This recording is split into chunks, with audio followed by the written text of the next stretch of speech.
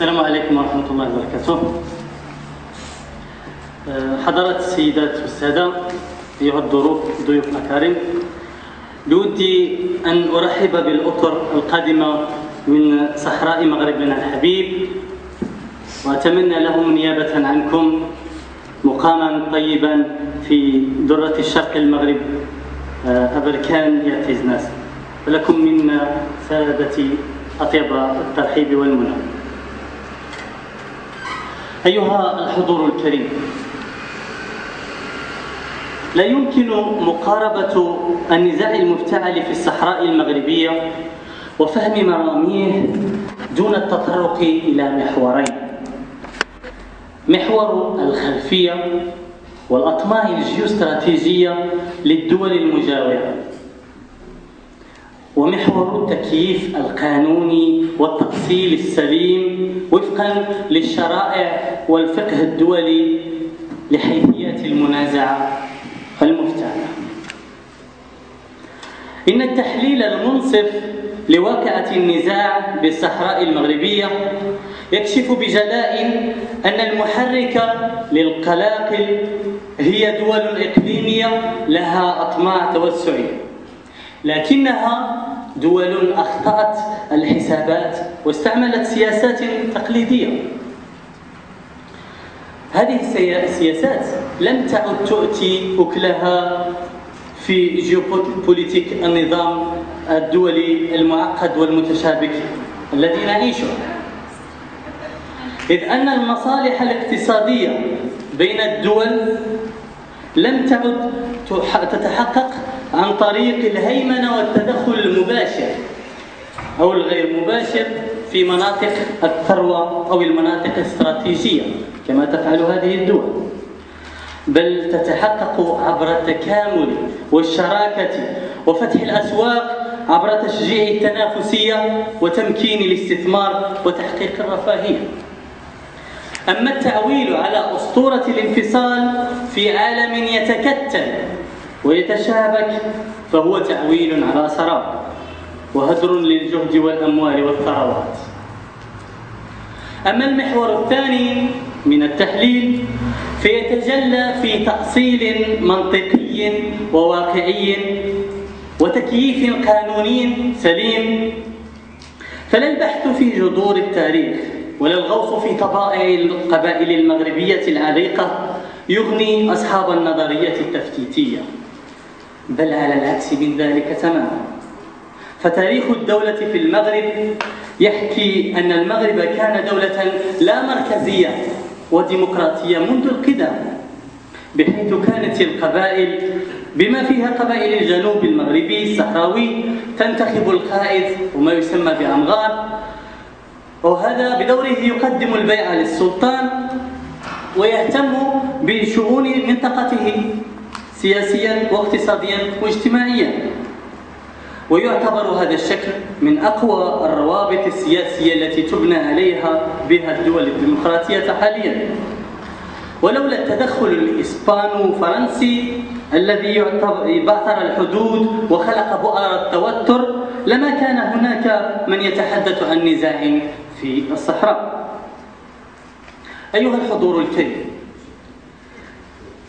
إن استخدام دليل أو حجة مبدأ الحدود الموروثة عن الاستعمار أو ما يسمى باللاتينية اوتوس بوسيديتس جوريس بالنسبة لحالة الاستعمار التي عرفها المغرب لا يستقيم بأي حال من الأحوال، فهو من جهة يعارض مبدأ وحدة أراضي الدولة كما يقول أحد الفقهاء، وبالضبط يتعلق الأمر بالفقيه فرانك توماس في كتابه Postmodern Tribalism and the Right to Secession، أي قبلية ما بعد الحداثة والحق في الانفصال. يقول إن مبدأي وحدة أراضي الدولة وهذا المبدأ أي أوتيبوسيتيدس مترادفين، خاصة أن هدفهما الأساسي هو عدم تعريض أراضي الدولة ذات السيادة للتفتيت. وبما أننا نعلم أن المغرب تعرض لاستعمارين تفتيتيين إضافة إلى الاستعمار الدولي في منطقة طنجة، مما يجعل تطبيق هذا المبدأ مستحيلا، إضافة إلى أن المغرب يعتبر في القانون الدولي معارضا ملحاحا لهذه النقطة ولهذا المبدأ، فهو دائم التذكير بمعارضته لهذا المبدأ، ولا يعقل أن تلزم دولة ما بما لا تلتزم به، لأن المعاهدات والقوانين الدولية والأعراف ليست دستورا كما هو الحال بالنسبة للقانون الخاص، بل هي قوانين يعني تلتزم بها الدولة التي التزمت بها.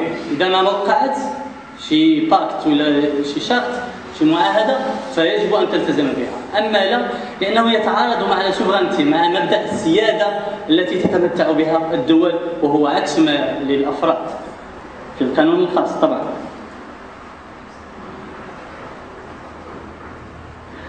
هنالك حالة واحدة يمكن فرض مسألة القرارات أو المعاهدات على الدول في حالة تهديد الأمن العالمي، طبعا حسب مجلس الأمن يعني يستعمل البند السابع، وهذه حالة لا توجد.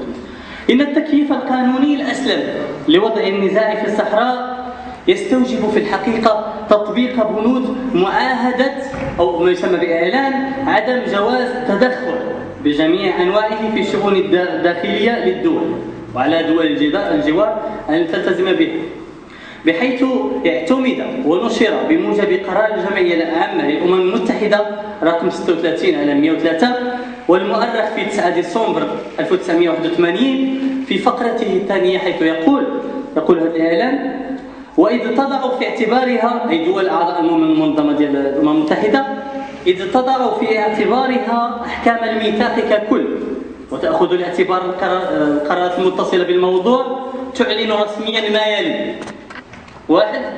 لا يحق لأي دولة أو مجموعة من الدول أن تتدخل بصورة مباشرة أو غير مباشرة لأي سبب كان في الشؤون الداخلية والخارجية للدول الأخرى، وهذا ما يحدث بالضبط في الحالة بين الجزائر والمغرب في قضية بوليزاريو. يشمل مبدأ عدم التدخل في الشؤون الداخلية والخارجية للحقوق والواجبات التالية. هنالك عدة حقوق اخترت منها: واجب الدولة في الامتناع عن القيام بصورة مباشرة أو غير مباشرة بتعزيز أو تشجيع أو دعم أنشطة التمرد والانفصال. ويا عجب عيني، وكأن هذا القرار الذي نشر في الأمم المتحدة في سنة 80 وكأنه يتحدث عن واقعة بوليزاريو المدعومة والمشجعة وفي داخل الجزائر، أراضي التراب الجزائري، بأي حجة كانت أو اتخاذ أي تدابير تستهدف تمزيق وحدة دول أخرى أو تقويض أو تخريب نظامها السياسي. النقطة الثانية: واجب الدولة في منع تدريب المرتزقة وتمويلهم وتجنيدهم في إقليمها أو إرسالهم إلى إقليم دولة أخرى، وعدم تقديم ما يلزم من تسهيلات بما في التمويل وذلك. واجب الدولة في الامتناع عن استغلال وتشويه قضايا حقوق الإنسان، وكأننا نتحدث عن تقرير وليس عن قرار الجمعية العامة للأمم المتحدة، كوسيلة للتدخل في الشؤون الداخلية للدول أو لممارسة الضغط. آخر ما اخترته من قرارات بالنسبة للأمم المتحدة: هنالك واجب الدولة في الامتناع عن تنظيم الجماعات السياسية والعرقية في أقاليمها أو أقاليم دول أخرى، وتدريب هذه الجماعات وتمويلها وتسليحها لغرض إشاعة التخريب أو الفوضى أو القلاقل في بلدان أخرى. وكما نرى فالوضعية والتكييف القانوني الذي حللناه الآن يصب في مصلحة المغرب بطبيعة الحال، ودعوة هو إلى الجزائر لكونها من بين الموقعين على هذا الإعلان. آخر ما سأقوله، أعتذر عن الإطالة إذا كنت أطلت، وشكرا جزيلا للحضور، ومرحبا مرة أخرى بالضيوف. السلام عليكم.